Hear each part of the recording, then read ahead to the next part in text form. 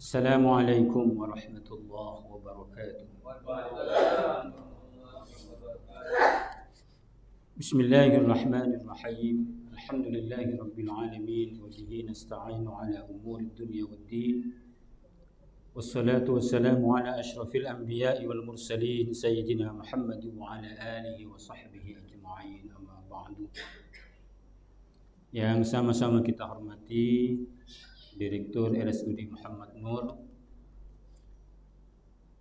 Takmir Masjid Ar-Rasyid RSUD Muhammad Nur, para jamaah Bapak Ibu rahimakumullah. Pada siang ini kita akan melanjutkan kajian Quran surah Al-Alaq yang kita sudah kaji ayat pertama sampai ayat kelima. Jadi agar nyambung pembahasan kita, monggo disimak versi YouTube-nya. Itu bisa sambil santai, bisa disimak kembali penjelasan ayat 1 sampai ayat 5. Insya Allah pada siang ini kita akan membahas ayat 6 sampai 8. Kecuali panjenengan masih bisa bersabar, bisa ditambah 2 ayat lagi. Karena potongan kandungan ayatnya memang demikian. Seperti biasanya kita awali dengan mengaji, berharap barokah Al-Quran pada diri kita semua. Kita awali saja dari ayat pertama sampai ayat yang ke-8. Bersama-sama, kalau tidak hafal ya mungkin bisa pelan-pelan. A'udzu billahi minasy syaithanir rajim. Bismillahirrahmanirrahim. Iqra Bismi rabbikal ladzi khalaq, khalaqal insana min 'alaq. Iqra wa rabbukal akram, alladzi 'allama bil qalam, 'allamal insana ma lam ya'lam. Kalla innal insana layatgha ar-ra'ahu istaghna, inna ila rabbika ruj'a. Sadaqallahul azim. Sampai di sini dulu. Nanti kalau dikira masih banyak waktu kita bisa tambah 2 ayat lagi sampai ayat 10. Yang penting panjenengan sabar. Yang namanya belajar itu diantara syaratnya harus sabar.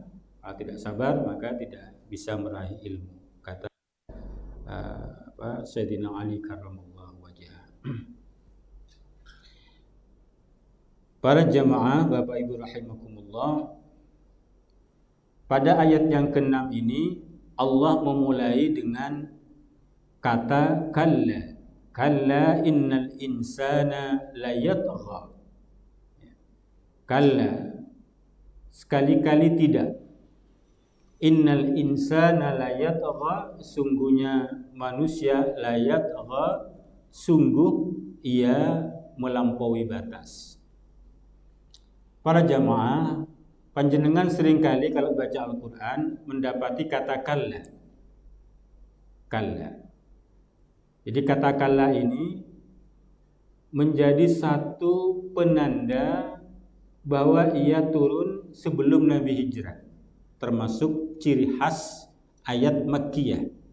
Kalau ada kata kalla maka itu menjadi penanda ia ayat Makkiyah, yaitu ayat yang turun sebelum Nabi hijrah. Apa sih kalla itu? Kalla itu sungguhnya menafikan sesuatu yang di luar, yang tidak ada, yang tidak disebutkan dalam teks, dalam ayatnya. Jadi menafikan sesuatu yang terjadi. Jadi kalla, jangan seperti itu. Itu tidak benar. Janganlah begitu. Jadi, kalau kata Imam Jalaluddin As-Suyuti, kalla diartikan haqqan. Artinya bahwa yang benar ini demikian. Nah, gitu. Itu haqqan. Itu enggak benar, yang benar demikian. Gitu. Jadi kalau ada kata kalla itu menafikan satu peristiwa yang ada di luar teks Al-Qur'an.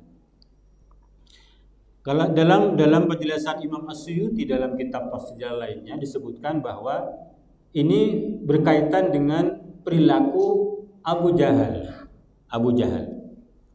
Di antara perilaku Abu Jahal itu dia merasa bisa berbuat semaunya. Jadi Abu Jahal itu melakukan sekehendak hatinya. Jadi sampai disebut oleh Allah dalam ayat ini, kalla innal insana layatagha. Ini sesungguhnya kata Imam As-Suyuti sebab nuzulnya berkaitan dengan perilaku Abu Jahal. Nah, kemudian berkaitan dengan ayat berikutnya yang berkaitan dengan salah satu tindakan Abu Jahal itu yaitu menghalangi Nabi Shallallahu Alaihi Wasallam untuk sholat di Masjidil Haram. Di belakang. Jadi, nah apa yang akan disebutkan oleh Allah? Allah menyatakan innal insana layatagha. Bahwa sungguhnya manusia itu layatagha, sungguh ia sering melampaui batas. Jadi di sini ada dua taukid Bapak Ibu. Ada kata inna, ada kata layatagha. Artinya Allah sungguh-sungguh. Manusia itu sering melampaui batas. Jadi Allah itu sungguhnya sudah memberikan rambu-rambu apa yang patut dan apa yang tidak patut. Jadi dalam Al-Quran itu Allah kasih batasan-batasan. Tilka hududullah fala ta'taduha. Itu adalah batasan-batasan Allah, mana yang boleh, mana yang tidak boleh. Fala ta'taduha, maka kalian jangan melampauinya. Ada batasan-batasan. Nah, kita sudah berikan batasan itu. Maka ketika manusia melampaui batasan itu namanya layat Allah. Sudah melampaui batas. Melampaui batas. Ada batasan yang dilanggar. Nah, hal penting yang mungkin kita perlu tanyakan, kenapa manusia itu bisa melampaui batas? Oleh Allah dijelaskan pada ayat berikutnya. Disebutkan ar-ra'ahu istaghna. Manusia itu sering melampaui batas, ya kata Allah, ar-ra'ahu istaghna. Kalau ia melihat dirinya, jadi ar-ra'a itu fa'ilnya manusia. Ar-ra'ahu istaghna, kalau ia melihat dirinya, istaghna, merasa cukup, merasa kaya. Jadi kalau kembali pada tafsirnya As-Suyuti, Imam As-Suyuti, yang dimaksud dengan merasa cukup itu karena sebab hartanya. Jadi Imam As-Suyuti menyatakan manusia itu sering melampaui batas kalau dia kaya. Ya, kita bisa melihat juga sehari-hari kita, orang kaya itu kadang bisa berbuat semau-maunya. Sering orang sebut orang kaya mah bebas gitu ya. Orang kaya mah bebas. Bener malolo. Ada kali itu. Orang kaya mah bebas. Ketika orang merasa bahwa ia tidak butuh pada orang lain, ya, dalam hal ini karena hartanya, dia kemudian merasa bebas melakukan apa saja. Pandangan serupa itu juga dinyatakan oleh Imam Fakhruddin Ar-Razi ya, dalam kitab Ar-Razi. Beliau menyatakan Allah seakan hendak membandingkan. Jadi kalau sebelumnya Bapak Ibu kembali pada kajian sebelumnya, Allah begitu memuliakan ilmu. Ya, Iqra bismi rabbikal ladzi khalaq, khalaqal insana min 'alaq, Iqra wa rabbukal akram alladzi 'allama bil qalam. Begitu memuliakan ilmu. Cara diantara Allah mengajari agar berilmu, ayo baca dan tulis. Baca dan tulis. Saya sudah menyampaikan itu panjang lebar. Kenapa Al-Quran disebut Al-Quran? Karena Al-Quran itu agar dibaca. Kenapa Al-Quran disebut dengan Alkitab? Karena Al-Quran itu merupakan tulisan. Jadi dua nama ini mengisahkan bahwa ayo baca Al-Quran, ayo baca, ayo tulis. Itu cara kita belajar mencari ilmu. Jadi kata Imam Fakhr Ar-Razi bahwa pada awal surah ini Allah memuliakan orang yang berilmu, yang kemudian Allah ingin mengatakan bahwa ketika orang mengandalkan hartanya saja, dia merasa berbangga-bangga dengan hartanya, yang kemudian gara-gara hartanya dia bisa berbuat semena-mena, berbuat semau-maunya, itu menjadi terhina. Orang bisa mulia karena ilmunya, tapi kalau orang terlalu cinta dunia, kata Imam Al-Razi, yang kemudian gara-gara kekayaannya itu dia berbuat semena-mena, semau-maunya, maka menjadi terhina. Menjadi terhina.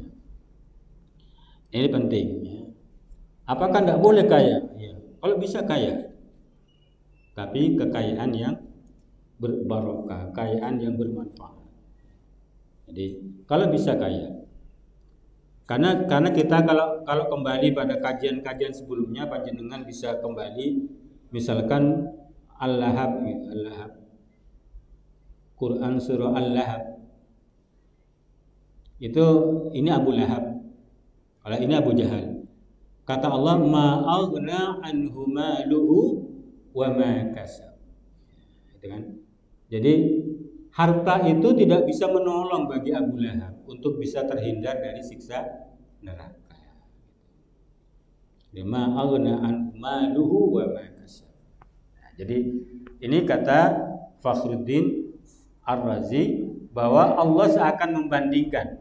Kalau di awal surah Allah ini mengatakan ayo cari ilmu karena dengan ilmu kamu akan menjadi mulia, Allah bandingkan jangan cinta dunia, apalagi dengan dunia kamu bisa berbuat semena-mena, karena cinta dunia itu bisa menghinakan. Itu bisa jadikan pegangan gitu ya. Allah hendak mengatakan begitu. Cuma para ulama itu sebenarnya tidak hanya terpaku kepada kaya harta. Jadi sesungguhnya orang yang punya kemampuan lebih dari orang lain, itu bisa bertindak sewenang-wenang. Jadi orang yang memiliki superioritas, kemampuan melampaui yang lainnya, itu bisa diktator, bisa berbuat sewenang-wenang. Panjenengan bisa ngambil kaca cermin dalam kehidupan sehari-hari. Kalau melihat orang berkuasa penuh, itu gayanya beda. Gayanya beda. Jadi harta itu bisa membuat orang semena-mena. Jadi coba bulan-bulan Syawal ini biasanya ada pertemuan keluarga gitu kan. Itu kadang yang dihormati disuruh ke depan itu justru yang kaya-kaya. Keluarga yang miskin-miskin itu dan nyari ketujuan TV wanita penuh. Karena kadang kita lebih senang cinta dunia. Padahal mungkin yang keluarga kita yang miskin itu lebih bertakwa. Lebih bertakwa. Kan mungkin saja begitu, sangat mungkin gitu. Tidak ada yang tidak mungkin.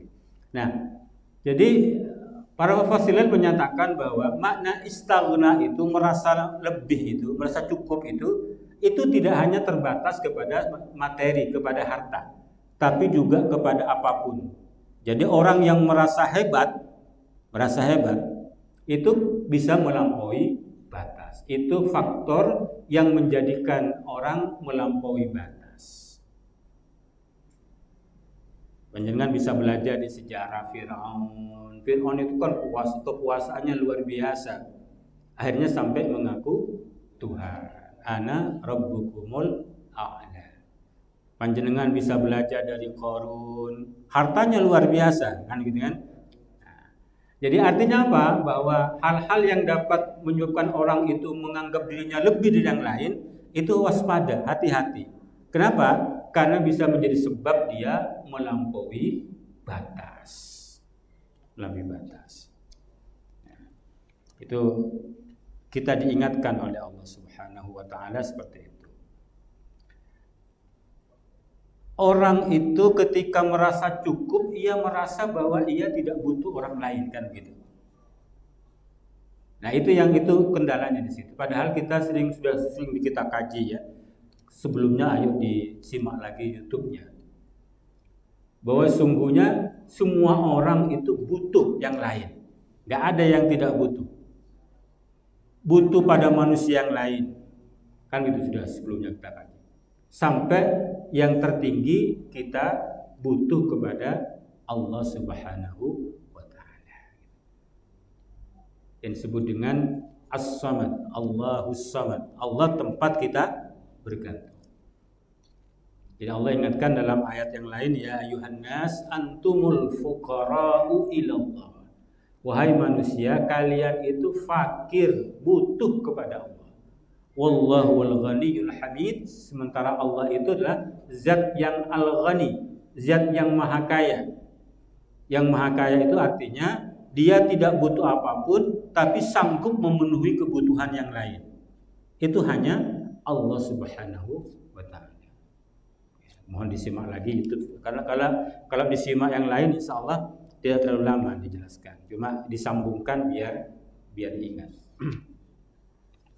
Kemudian hal menarik Bapak Ibu, pada ayat ke-8 Allah sebutkan begini, inna ila rabbikar ruj'a. Ya, kata Allah, inna ila rabbikar ruj'a. Sungguhnya hanya kepada Tuhanmu ar-ruj'a, tempat kembali. Apa menariknya? Pada ayat ini setidaknya ada dua hal yang menarik, penting untuk dikaji.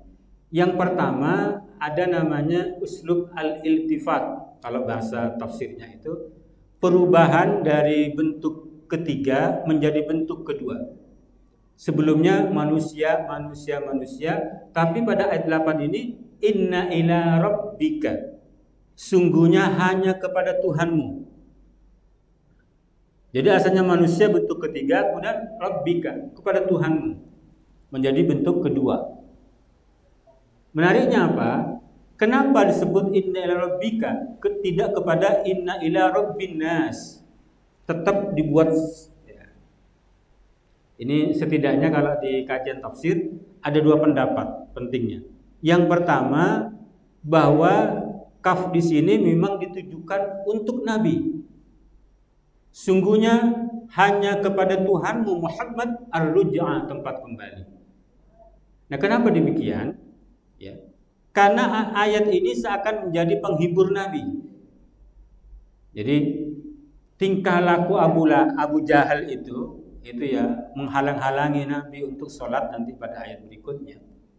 Dan segala macam perbuatannya itu dia kaya ya.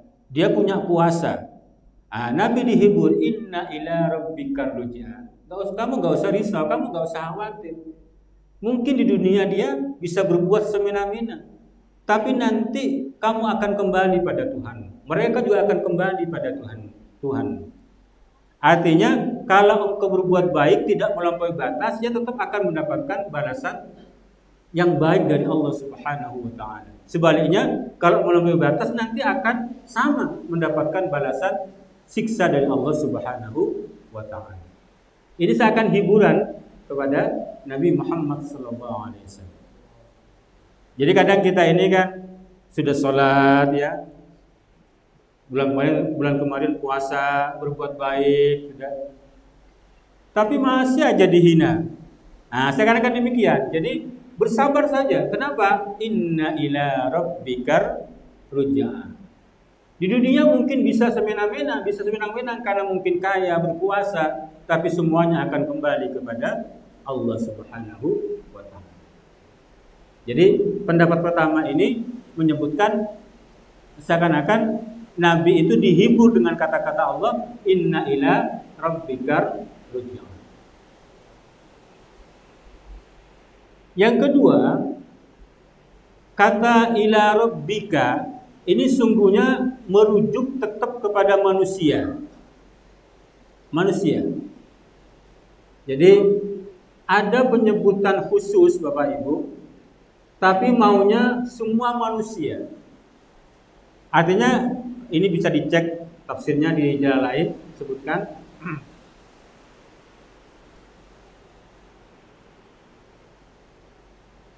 Ketika disebutkan khusus, memang Nabi ditujukan pada Nabi, tapi maunya juga kepada semua manusia. Ketika dipahami demikian, maknanya bahwa ketika manusia itu melampaui batas, tolong diingat bahwa nanti kamu akan kembali kepada Allah. Nah, ini yang kemudian kita diajari kalimat istirja. Hafal, istirja.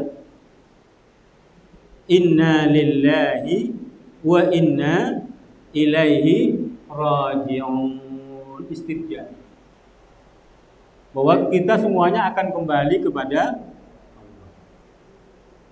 Nah, penting ini kita, kalau istirja itu bukan hanya kematian sebenarnya ya, bukan hanya mati, meskipun itu musibah terbesar. Jadi ketika ada musibah dari Allah, tidak hanya berupa kematian, kita dianjurkan baca istirja. Kan ada musibah kecelakaan, innalillahi, belum mati dia, jangan, loh, belum mati kok, bukan begitu maknanya. Kadang karena biasa innalillahi ini khusus orang mati, padahal ini semua musibah itu harus dikembalikan kepada Allah Subhanahu wa taala. Kita ini tidak punya kemampuan untuk menghindari musibah itu. Ketika datang musibah, kembalikan pada Allah Subhanahu wa taala. Memang yang paling besar musibah itu adalah kematian. Nah, cuma lazimnya di masyarakat ini kan innalillahi ini baru diucapkan kalau ada yang meninggal dunia, padahal tidak sungguh. Jadi apa? Kalimat istirja itu baca ketika ada musibah dari Allah Subhanahu wa taala. Kemudian yang kedua yang disebut dengan ar-ruj'a itu apa? Ar-ruj'a itu tempat kembali. Kalau di jalan lain disebutkan ay ar-ruju' tahwiful lahu fayujazi bima yastahiq. Kedengaran suara saya agak ya, masih kedengaran. Udah hujan. Jadi ar-ruj'a itu tempat kembali. Tempat kembali. Kenapa kata Imam Asyuti tahwiful lahu? Jadi pernyataan Allah inna ila rabbikar ruj'a itu sebagai cara Allah untuk menakut-nakuti agar orang itu merasa takut. Fayujazi bima yastahiqu, maka Allah nanti akan mendapatkan balasan. Allah akan membalas bima yastahiqu, dengan sebab apa yang mereka ambil hak itu. Jadi katakanlah begini, mohon maaf ini agak suaranya agak terganggu. Ada orang yang kadang semena-mena, baik harta maupun karena kekuasaan, dia bisa mengambil hak orang lain. Di dunia mungkin dia bisa melakukannya, tapi nanti Allah akan membalasnya dengan kelakuan mereka itu. Fayujazi bima yastahiquhu. Nanti pasti ada balasan Allah. Pasti itu. Tolonglah kembali biar tidak mengulang-ulang apa yang saya ceritakan ini. Jadi kalau berbicara tentang tempat kembali ini, maka manusia itu sungguhnya disadarkan bahwa kita semua ini berasal dari Allah, karena Allah akan kembali kepada Allah. Bisa nggak nanti dibangkitkan yang sudah mati? Bisa ya? Yakin bisa? Ada pertanyaan yang kemarin sempat kita bahas? Kira-kira siapa yang akan bangkitkan orang yang sudah mati? Qalu man ba'atsana min marqadina. Gimana itu? Al-Quran, surat Yasin. Kemarin sempat kita bahas.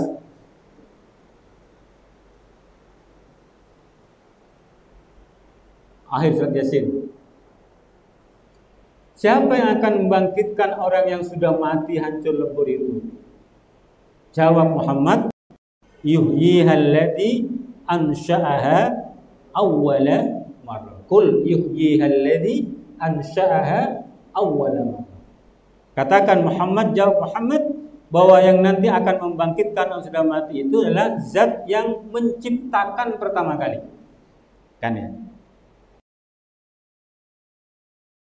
Menjadi ada, maka sangat mudah bagi Allah hanya menciptakan, membangkitkan dari yang sudah ada meskipun sudah berupa tulang belulang atau hancur menjadi tanah. Sangat mudah bagi Allah.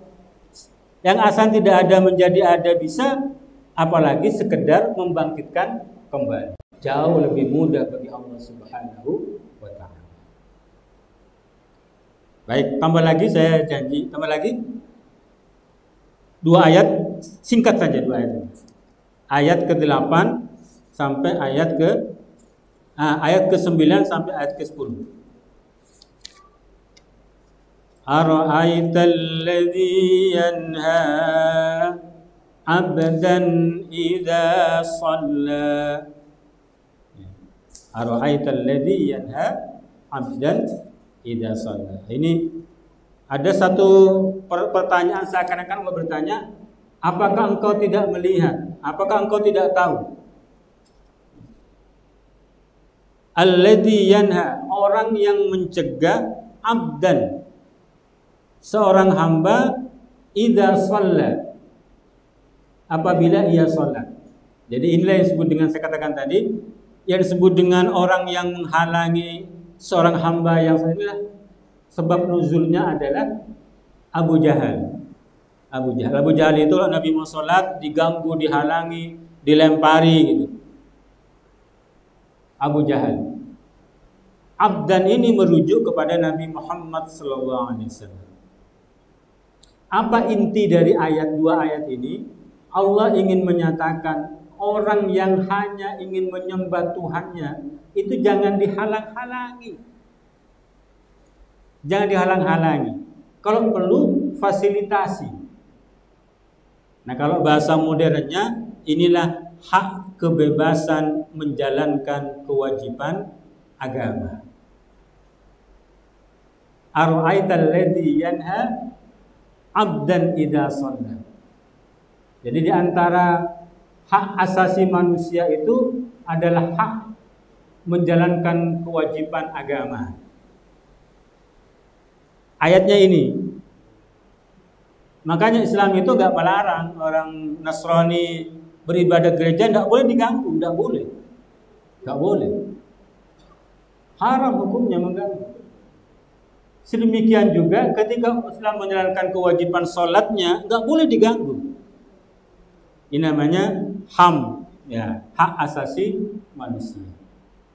Allah nyatakan, kenapa sampai menghalangi seorang hamba yang hanya sekedar ingin sholat? Jangan lakukan itu. Siapa itu? Ini sebab nuzulnya adalah Abu Jahal. Kalau perlu fasilitasi, berikan fasilitas. Nah, seperti di RSUD ini ada masjid, ada waktu untuk sholat. Jangan sampai kemudian tidak ada tempat sholat, tidak diberikan kesempatan untuk sholat. Karena itu hak manusia, hak asasi manusia. Ara'aital ladzi yanha 'abdan idza shalla. Baik, itulah beberapa hal catatan kecil saya. Karena memang saya sengaja untuk lanjutan ini saya sampaikan ke Ketua Takmir, akan saya sampaikan secara ringkas-ringkas. Karena surat ini panjang, akan disampaikan secara ringkas. Jadi mudah-mudahan ada manfaatnya untuk kita semua. Amin, amin. Mari kita akhiri dengan sama-sama berdoa. Allahumma arhamna bil Qur'an waj'alhu lana imaman wa nuran wa hudan wa rahman. Allahumma dhakkirna minhu ma nasina wa 'allimna minhu ma jahilna warzuqna tilawatahu ana al-laili wa atrafan nahar waj'alhu lana hujjatan ya rabbal alamin. Wal 'afwu minkum wassalamu alaikum warahmatullahi wabarakatuh.